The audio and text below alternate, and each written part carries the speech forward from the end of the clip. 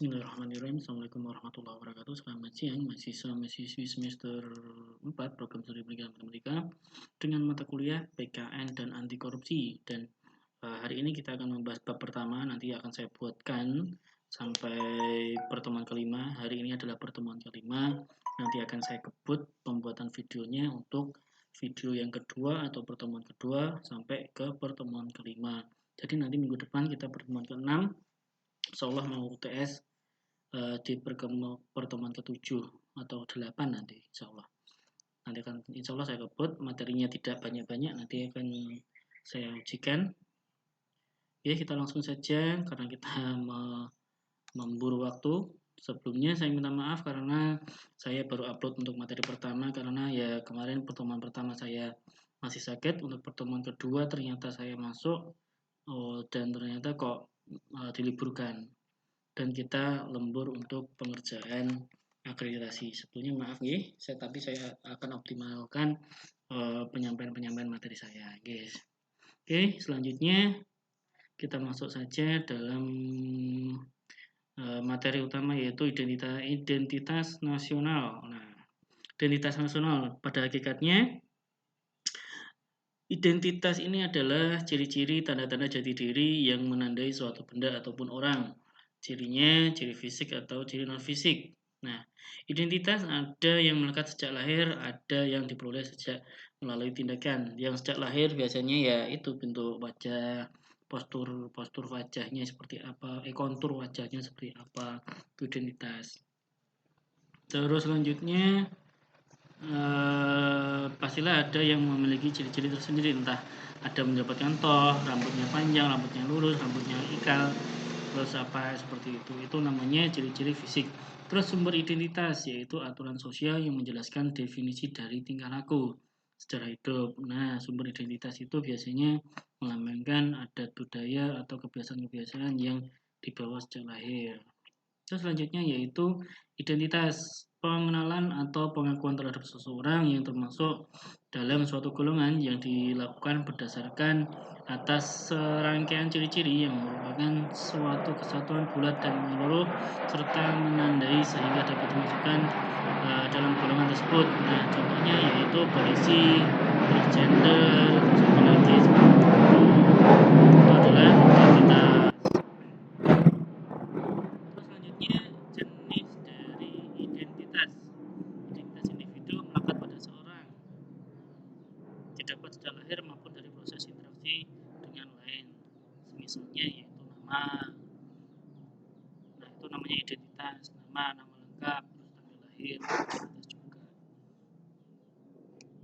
Identitas kolektif yaitu melekat pada kelompok, didapat melalui proses interaksi, ada kesadaran, tindakan, dan tujuan bersama. Jadi kolektif itu maksudnya ya kalian kuliah seperti ini kalian akan mendapatkan identitas itu melalui sebuah proses interaksi. Selanjutnya atribut identitas yaitu pengertian atribut segala sesuatu yang terseleksi baik disengaja maupun tidak yang berguna untuk mengenali identitas seorang atau suatu gejala. Atribut dapat berupa ciri-ciri yang mencolok pada tubuh, sifat, dan yang melekat, pola tindakan, bahasa yang digunakan. Terus corak identitas seseorang atau kelompok ditentukan oleh atribut yang digunakan. Orang kelompok akan menunjukkan atribut agar identitas dan peranannya masuk akal diakui dalam interaksi sosial. Jadi kalau apa itu namanya pengertian atribut yaitu semisal kalau untuk membaca suatu identitas, corak identitas itu contohnya seperti oh kamu orang Jawa, kamu orang Jakarta, kamu orang Jogja, semisal seperti itu. Itu adalah coraknya yang melekat. Selanjutnya yaitu pengertian identitas nasional, kepribadian atau jati diri dari dimiliki oleh suatu bangsa yang secara filosofis membedakan bangsa tertentu dengan bangsa lain.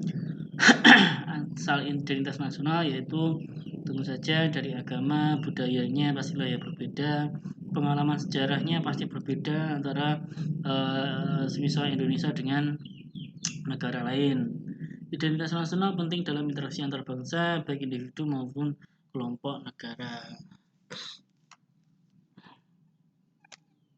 Terus selanjutnya ragam dan fungsi identitas nasional, yaitu sumber identitas nasional, posisi silang terbuka, rawan bencana, luas wilayah, bentuk geografis dan iklimnya. Nah, dari sini pun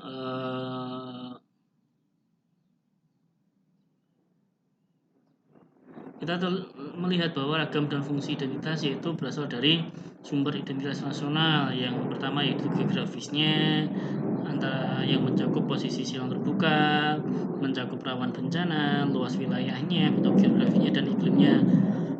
Terus yang dari kependudukan yaitu kuantitas dan kualitas, bahwasanya kuantitasnya ada berapa penduduknya dan kualitasnya seperti apa, entah lulusan apa seperti itu. Sumber kekayaan alam yaitu kekayaan laut, darat dan udara. Ideologi dan agama demokratis yang mengutamakan NKRI, utama NKRI, penghayatan agama dan kepercayaan, kesadaran berbangsa dan bernegara. Nah, politiknya yaitu manajemen negara, aktivis politik, otonomi daerah, dukungan internasional. Terus ekonomi yaitu pendayagunaan potensi dan keproaktifan ekonomi. Sosial budaya yaitu kerukunan dan toleransi, persatuan bangsa, pendidikan nasional, kesehatan, kesadaran hukum, penguasaan dan pengembangan iptek. Nah, selanjutnya generasi muda dan peranan perempuan dalam pembangunan, terus disiplin nasional. Nah, untuk pertahanannya yaitu kesadaran global paradoks, kepemimpinan, sistem pertahanan negara, keamanan lingkungan, industri dan prasarana pendukung pertahanan. Selanjutnya yaitu fungsi identitas nasional. Kenapa sebuah bangsa memerlukan identitas? Bahwasanya identitas diperlukan dalam interaksi antar bangsa baik individu maupun kelompok ataupun negara. Identitas nasional sebuah bangsa menentukan status dan peranan bangsa tersebut di dunia internasional, bahwasanya Indonesia itu berperan sebagai non blok, bahwasanya Indonesia itu tidak mau ngeblok sana sini, kan ada 2 blok itu, blok Asia dan blok apa itu lupa ya. Pada intinya Indonesia itu mendukung bahwasanya adanya perdamaian, bukan adanya perperangan. Pola interaksi antar identitas dalam suatu masyarakat bangsa menunjukkan struktur sosial masyarakat tersebut. Nah, penguatan terhadap identitas nasional mencakup yaitu faktor-faktor yang diperkirakan dalam identitas bersama suatu bangsa, yaitu primordial. Nah, itu primordial adalah ikatan kerabatan, daerah asal, homeland, dan adat istiadatnya. Nah, bahwasanya kalian ketika mau merantau, pastilah ketika kalian ketemu orang seperti kalian dari Ngawi, terus ketemu orang kalian merantau di Jakarta, ketemu orang Ngawi, pastilah kalian akan klop tanpa mengetahui asal usulnya ataupun latar belakangnya anak tersebut. Kalian pasti akan klop karena apa? Karena kalian satu daerah asal. Selanjutnya yaitu sakal, yaitu ikatan kesamaan ideologi atau agama. Kalian akan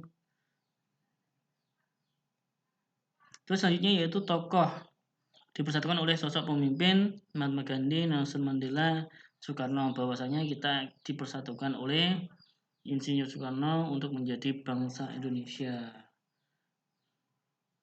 Jadi walaupun kalian berbeda-beda budaya, berbeda-beda agama, berbeda-beda bahasanya, kalian adalah satu Indonesia, pada intinya seperti itu.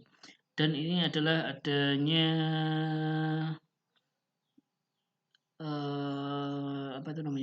identitas Indonesia yaitu Bhinneka Tunggal Ika. Di sini adalah prinsip bersatu dalam perbedaan, unity in diversity, kesetiaan pada nasionalisme tanpa ras, bahwasanya kita ada banyak suku, banyak banget di Indonesia, dan ternyata kita pun bisa bersatu dalam satu bangsa Indonesia. Dalam sejarahnya, yaitu persepsi yang sama terhadap sejarah kehidupannya. Perkembangan ekonomi negara maju, negara berkembang, negara industri, negara minyak bumi, dan lain-lain. Untuk kelembagaannya yaitu lembaga negara, partai politik, lembaga hukum, dan lain-lain, mempersatukan warga dalam tatanan yang tidak membeda-bedakan negara maju, negara berkembang, negara industri, dan lain-lain. Nah, atribut apa yang melekat pada Indonesia yaitu pluralitas suku bangsa, yaitu lebih dari 250 etnis. Pluralitas agamanya yaitu formal dan informal. Plurasi kebudayaannya yaitu bahasanya lebih dari 300 dialek. Pluralisme kasta dan kelas sosial. Akibat atribut yang dimiliki maka Indonesia sebagai bangsa rawan terjadinya desintegrasi bangsa, rawan konflik sosial, rawan konflik antar agama. Kenapa seperti itu? Karena kita sendiri pun sudah melihat bahwasanya banyak sekali konflik-konflik yang diakibatkan oleh perbedaan agama, perbedaan ras ataupun budaya.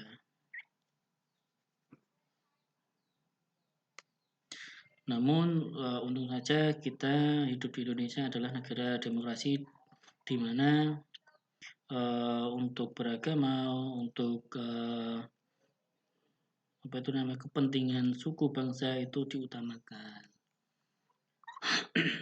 Apa yang harus dilakukan yaitu membangun konsensus nasional yaitu common platform, membangun dialog antara kelompok agama, etnis, dan kelas sosial, di mana kita dijembatani oleh Kementerian Sosial, Kementerian Agama, di mana Kementerian Agama itu mengatur semua agama yang ada di Indonesia itu untuk menjadi satu kesatuan. Terus meneguhkan dan mengaktualisasikan kembali nilai-nilai bangsa, di mana kita harus mengangkat kembali budaya-budaya yang sudah tenggelam tertelan zaman. Gimana caranya? Ya nggak tahu, nanti pastilah kalian akan peduli dengan terhadap budaya-budaya yang sudah hilang seperti ini.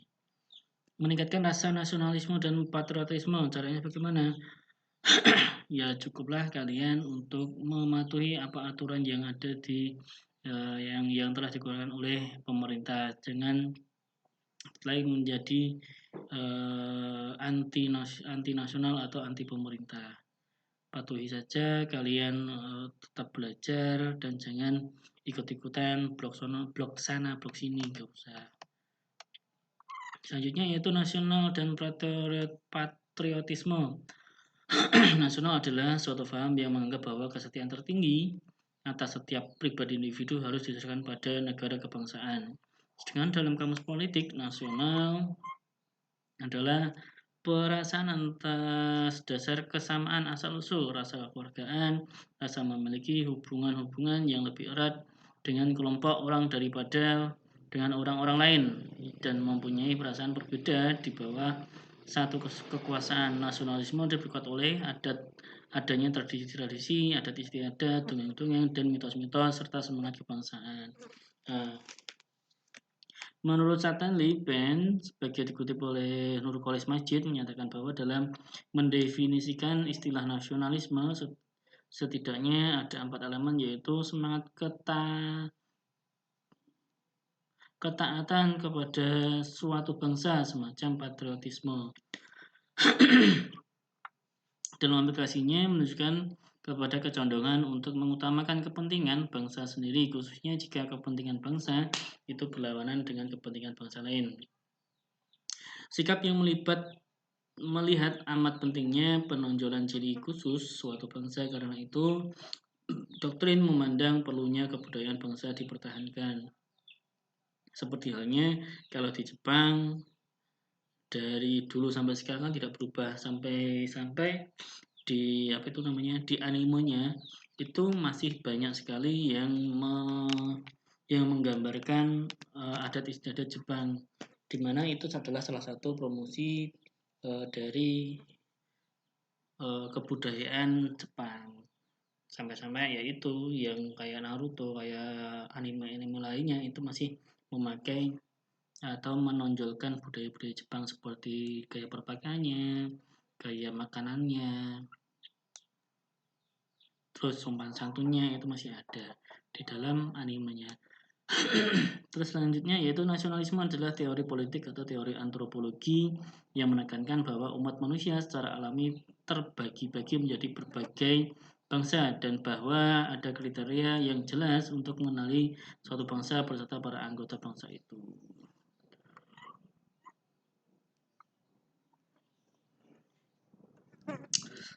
Kemudian berdasarkan pembentukannya, menurut Nurbalis Majid, nasionalisme mengandung beberapa prinsip umum antara lain yaitu kesatuan, yaitu unity, kebebasan liberty, kesamaan yaitu equality, kepribadian yaitu identity.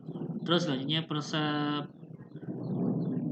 unity atau kesatuan hal yang mentransformasikan hal-hal yang polimorfik menjadi monomorfik sebagai produk proses integrasi.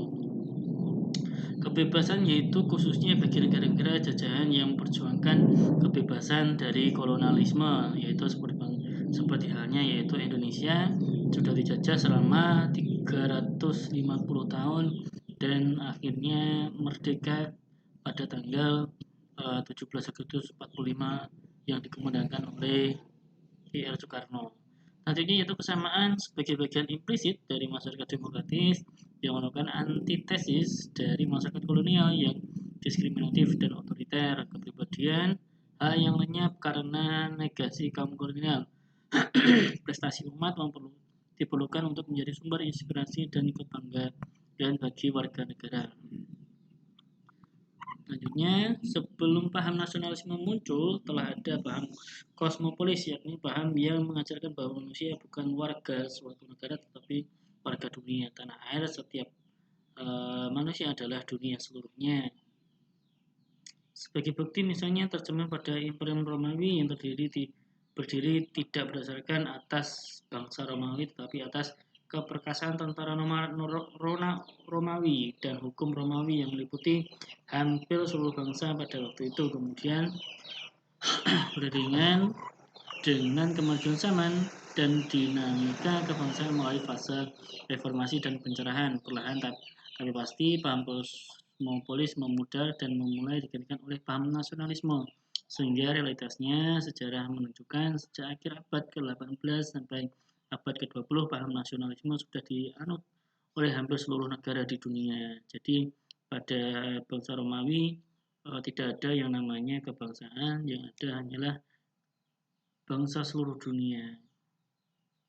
Nah, sejak abad ke-20, awal ke-20, nasionalisme sudah dianut oleh hampir seluruh negara di dunia. Seperti halnya Belanda, Indonesia, itu. Namun demikian, dalam perkembangan dan praktiknya, paham nasionalisme di beberapa negara mengalami fase berlebihan pandangan yang mengarah pada nasionalisme sempit atau Calvinisme. Calvinisme ialah suatu paham yang terlalu mengagung-agungkan bangsa sendiri akan merendahkan bangsa lain. Sebagai bukti dalam sejarah, paham ini pernah dianut oleh Adolf Hitler yang menyatakan bahwa bangsa Jerman adalah keturunan bangsa Arya yang berhak menguasai bangsa-bangsa lain.